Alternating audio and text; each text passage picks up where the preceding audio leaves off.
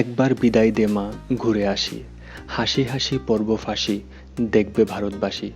নমস্কার সবাইকে, কেমন আছেন সবাই? আশা করছি ভালো আছেন। আজকে আমরা কথা বলবো এক চূড়ান্ত সাহসী বাংলার সব থেকে কম বয়সী বিপ্লবী নেতা ক্ষুদিরাম বসু এর বিষয়ে। কেন ওনার নাম ক্ষুদিরাম রাখা হয়েছিল, আদালতের জজকে তিনি কেন এই প্রশ্ন করলেন যে আপনি কি বোমা বানানো শিখবেন, তাহলে আমি শিখাতে পারি আপনাকে, এবং স্কুলের শিক্ষক মহাশয়কে এই প্রশ্ন করার পর যে পিস্তল কিভাবে তৈরি করা হয়, শিক্ষক মহাশয় কি বললেন। অর্থাৎ ওনার বিষয়ে সবকিছু জানতে সবটা ভিডিও দেখে নিন। তবে ভিডিও শুরু করার আগে চ্যানেল সাবস্ক্রাইব করে বেল আইকন ক্লিক করবেন এবং ভিডিও লাইক করতে অবশ্যই ভুলবেন না। চলুন তাহলে শুরু করা যাক। ক্ষুদিরাম বসু জন্মগ্রহণ করেন 1889 সালের 3 ডিসেম্বর তৎকালীন ব্রিটিশ ভারতের বেঙ্গল প্রেসিডেন্সির অন্তর্গত মেদিনীপুর জেলার কাছাকাছি মোহবানি গ্রামে। তার পিতার নাম ছিল ত্রিলোকনাথ বসু, যিনি ছিলেন একজন আই এজেন্ট। তার মার নাম ছিল লক্ষ্মীপ্রিয় দেবী। ক্ষুদিরাম ছিলেন তার বাবা মায়ের 3 কন্যার পর চতুর্থ সন্তান। তাদের 2 সন্তান অর্থাৎ ক্ষুদিরামের 2 বড় ভাই আগেই মৃত্যুবরণ করেছিল। তাই ক্ষুদিরামের মৃত্যুর ভয়ে তার বাবা মা সেই সময়কার নিয়ম অনুযায়ী 3 মুঠো খুদের বিনিময়ে তাদের সন্তানকে তাদের বড় মেয়ে অপরূপার কাছে তুলে দেন। খুদের বিনিময়ে শিশুটিকে রাখা হয় বলেই পরবর্তীকালে তার নাম ক্ষুদিরাম রাখা হয়, এবং পরবর্তীকালে ক্ষুদিরাম তার বোনের কাছেই বড় হন। ক্ষুদিরাম বসুর বয়স ছিল মাত্র 6 বছর যখন তিনি তার বাবা মাকে হারান। তার ভগ্নিপতি অমৃতলাল রয় তাকে তমলুকের হ্যামিল্টন হাই স্কুলে ভর্তি করিয়ে দেন। ছোটবেলা থেকেই তার বিভিন্ন কার্যকলাপের মাধ্যমে চরম সাহসিকতার পরিচয় পাওয়া যায়। 1902 এবং 1903 সালে যথাক্রমে ঋষি অরবিন্দ ঘোষ এবং ভগিনী নিবেদিতা মেদিনীপুর আসেন এবং তাদের বক্তৃতার মাধ্যমে লোকজনদের স্বাধীনতা আন্দোলনে ঝাঁপিয়ে পড়ার জন্য উৎসাহ দেন। তাদের বক্তৃতা শুনে মাত্র 12 বছর বয়সী ক্ষুদিরাম আন্দোলনে যোগদান করার সিদ্ধান্ত নেন। আর ঠিক তখনই তার ভগ্নিপতিকে স্থানান্তরিত করা হয় মেদিনীপুর। তখন এক নয়া মোড় আসে ক্ষুদিরাম বসুর জীবনে। মেদিনীপুর কলেজিয়েট স্কুলে তিনি ভর্তি হন, বিভিন্ন সামাজিক কার্যকলাপেও ঝাঁপিয়ে পড়েন এবং সবাই তার জন্য তাকে খুব প্রশংসা করেন। ক্ষুদিরাম বসু অনুপ্রাণিত হন সত্যেন্দ্রনাথ বসু থেকে এবং শ্রীমদ্ ভগবদ্গীতা থেকে। বলা হয় তার স্কুল জীবনে যখন অন্যান্য ছেলেমেয়েরা ব্যস্ত থাকত খেলাধুলায়, ক্ষুদিরাম বসুর মনে প্রাণে থাকত শুধুই বিপ্লবী কার্যকলাপ। তাই তো তিনি তার শিক্ষক মহাশয়কে জিজ্ঞেসও করেছিলেন, স্যার, পিস্তল কিভাবে তৈরি করা হয়। তার এই কথা শুনে শিক্ষক মহাশয় চমকে উঠেছিলেন। 1905 সালে যখন বঙ্গভঙ্গ আন্দোলন শুরু হয় তখন ক্ষুদিরাম তার দিদির আশ্রয় ছেড়ে চলে আসেন স্বদেশী দলে। ক্ষুদিরাম তার গুরু সত্যেন্দ্রনাথ বসুর মতোই পরদুঃখে কাতর হয়ে পড়তেন, জীবনের ঝুঁকি নিয়েও ঝাঁপিয়ে পড়তেন পরের সহযোগিতা করার জন্য। গ্রামে ওলা ওঠা, আগুন লাগা, বসন্ত রোগের প্রাদুর্ভাব ঘটলেও তারা দলবল নিয়ে নিজের কথা চিন্তা না করেই ঝাঁপিয়ে পড়তেন। আর দেখতে দেখতেই কিন্তু ক্ষুদিরাম বিভিন্ন কাজে পারদর্শী হয়ে ওঠেন, যেমন পিস্তল চালানো এবং বোমা বানানো। 1906 সালের মার্চ মাসে মেদিনীপুরে একবার কৃষি ও শিল্প মেলা হয় এবং রাজদ্রোহমূলক ইশতেহার বন্টনকালে ক্ষুদিরাম প্রথমবার পুলিশের হাতে ধরা পড়েন, কিন্তু পালিয়ে যেতে সক্ষম হন। এর ঠিক পরবর্তী মাসে একই রকম দুঃসাহসিক কাজ করতে গিয়ে ধরা পড়েন আবারও পুলিশের হাতে। আদালতের সম্মুখীন হন, কিন্তু খুব কম বয়স হওয়ার কারণে তিনি মুক্তি পেয়ে যান। ডগলাস কিংসফোর্ড আলিপুরের চিফ ম্যাজিস্ট্রেট, যিনি যুগান্তর পত্রিকার বিরুদ্ধে অভিযান শুরু করেন এবং এর সম্পাদক ভূপেন্দ্রনাথ দত্তকে জেলে বন্দী করেন।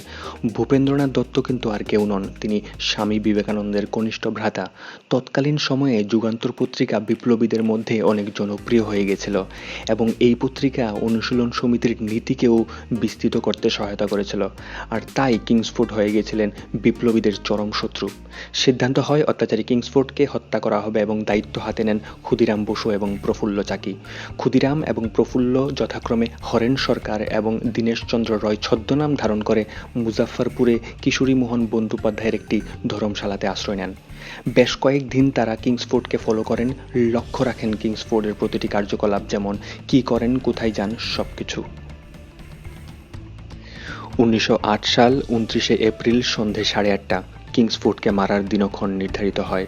অন্য দিনের মতোই কিংসফোর্ড ইউরোপিয়ান ক্লাবে খেলা শেষে গাড়ি করে ফিরবেন, কিন্তু ঠিক একই রকম গাড়ি করে ফিরছিলেন মুজাফফরপুরের আরেক আইনজীবী শ্রীমতী কেনেডি এবং তার কন্যা। কিন্তু ঘটনাচক্রে শ্রীমতী কেনেডির গাড়িটি ছিল সামনে, আর তারা যখন ঠিক কিংসফোর্ডের বাড়ির সামনে আসেন তখন ক্ষুদিরাম এবং প্রফুল্ল চাকি দৌড়ে গিয়ে দুজনে দুটি বোমা নিক্ষেপ করলেন। বিস্ফোরক এতটা ছিল ভয়াবহ, গাড়িটি ধ্বংস হয়ে যায় এবং শ্রীমতী কেনেডি এবং তার কন্যা মারা যান। এর ঠিক কয়েক মিটার দূরেই ছিল কিংসফোর্ডের অক্ষত গাড়িটি। তৎক্ষণাৎ ক্ষুদিরাম এবং প্রফুল্ল চাকি দুজনে দুদিকে পালিয়ে গেলেন। এই ঘটনার খবর আগুনের মতো চারিদিকে ছড়িয়ে পড়ে। দুজনে পালিয়ে যেতে সক্ষম হন। প্রফুল্ল চাকি অনেকটা দূরে একটি বাড়িতে আশ্রয় নেন। ওখানে বিপ্লবী জেনে প্রফুল্ল চাকির সেবা যত্ন করা হয়, কিন্তু পরের দিন ট্রেনে হাওড়া যাওয়ার পথে তাকে পুলিশ ধরে নিতে আসে। তার আগেই তিনি তার পিস্তলটি বের করে নিজে আত্মহত্যা করেন, কিন্তু ব্রিটিশদের হাতে ধরা পড়েননি। অপরদিকে ক্ষুদিরাম বসু চলতে চলতে প্রায় 40 কিলোমিটার, হ্যাঁ বন্ধুরা 40 কিলোমিটার হেঁটে 1 মে সকাল সকাল অনেক অনেক ক্লান্ত এবং পরিশ্রান্ত হয়ে উইনি নামক স্টেশনের সামনে একটি মুদির দোকানে ক্ষুধার্ত ক্ষুদিরাম কিছু খেতে বসেন। কিন্তু অপরদিকে তার দিকে নজর রাখছিল স্টেশনের 2 পুলিশ, ফতে সিং এবং শিবপ্রসাদ সিং। তারা দেখলো এলোমেলো চুল, একটি পায়ে ব্যথা নিয়ে খালি পায়ে একটি বালক স্টেশনের সেই মুদির দোকানে এসে বসলো। ধীরে ধীরে এগিয়ে আসছিল পুলিশ দুজন। বিদ্যুৎ বেগে ক্ষুদিরাম তার কোমরে রাখা পিস্তলটিতে হাত দিতে গেলেন, কিন্তু তাকে তারা ধরে ফেললেন। ইংরেজ সরকার ক্ষুদিরামকে ধরার জন্য আগেই 1000 টাকা পুরস্কারের কথা ঘোষণা করেছিলেন। ইংরেজ শয়তানরা যখন ক্ষুদিরামকে ধরল তখন তারা ক্ষুদিরামের কাছ থেকে পেয়েছিল একটি পিস্তল, 37 রাউন্ড গুলি, একটি রেলওয়ে ম্যাপ এবং 30 টাকা। জেলে যদিও ক্ষুদিরাম ফাঁসির জন্য প্রস্তুত হচ্ছিলেন, কিন্তু তার পক্ষের উকিল নরেন্দ্র কুমার বোস ক্ষুদিরামকে বললেন হাইকোর্টে আপিল করার জন্য, তাকে যেন ফাঁসি থেকে যাবজ্জীবন কারাদণ্ড দেওয়া হয়। প্রথমে তো তিনি মানা করলেন, কিন্তু বাবার সমতুল্য ব্যক্তির স্নেহের কাছে তিনি হেরে গেলেন এবং রাজি হলেন হাইকোর্টে আপিল করার জন্য। আদালতে শুনানির দিন ছিল 8 জুলাই। আর ততক্ষণে কিন্তু ক্ষুদিরাম বাংলা থেকে হয়ে গেলেন ভারতের ন্যাশনাল হিরো। কিন্তু কিন্তু নরেন্দ্র কুমার বোসের আপ্রাণ চেষ্টা করা সত্ত্বেও ওই শয়তান ব্রিটিশদের কাছ থেকে তার সন্তান সমান ক্ষুদিরামকে বাঁচাতে পারলেন না। দুর্ভাগ্যবশত 13 জুলাই 1908 সালে তাকে ফাঁসির নির্দেশ দেওয়া হয়।